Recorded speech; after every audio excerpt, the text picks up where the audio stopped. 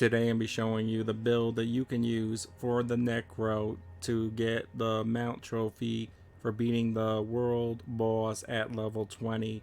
So the blight build doesn't work at all. I tried it on the first fight. He doesn't take tick damage, so I did this build, and this build actually hits really hard for the 1v1 against him. So I figured I'd share it with anybody else stuck playing Necro and like, well, the ideal build for Necro is not what you use against him, so I'm going to show you right here. So first we're going to start off with 5 in Hemorrhage, and then we're going to take this one just because, and then 20% attack speed. Now this is for everybody that can basically beat him or survive against him at 3 or less deaths. If you're somebody that's taking 10 deaths just to help out and try to get the win with other people, then you might want to run this one instead so you stay alive more.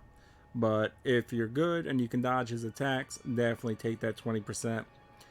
Next, we're going to be taking Bloodlands. We're going to max that out at 5.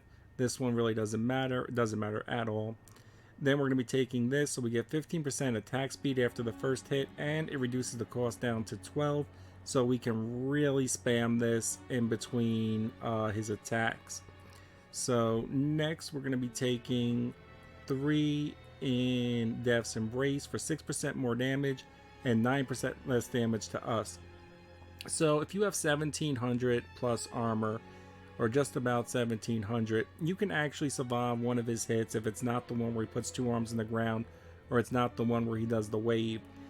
And that 9% actually lets you survive a lot more hits when you're staying close to him and heal instead of being dead and losing damage and losing resistance.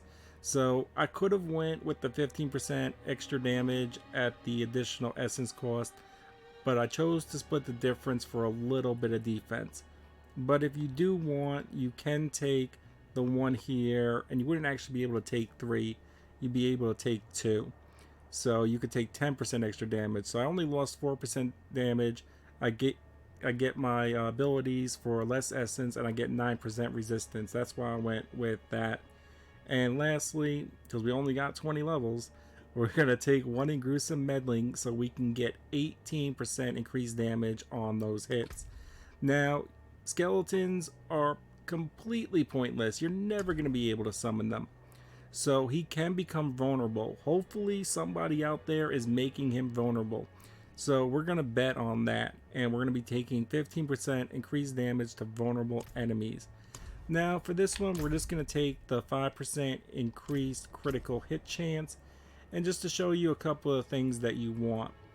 You want basic skill damage, core damage, a very heavy hitting 2-handed weapon. Ideally, I would have went with something with more critical strike damage and not life on kill, because we're only fighting one dude and you can't get a chance to execute an injured non-elite. 2 of the ones that are the set bonuses on the 2-handed scythe. But the rest of the roll was good. I already had it built up and it was time to fight him, so I just rocked that. Otherwise, we want 2 max evades. We want a little bit of movement speed. Either 1 to 2 movement speeds is really ideal, just to help you keep closing the gap and putting damage faster. Then we just want all stats, bonus perks to our Bloodlands or Hemorrhage. Damaging elite grants us a barrier, definitely 100%, because he does count as an elite.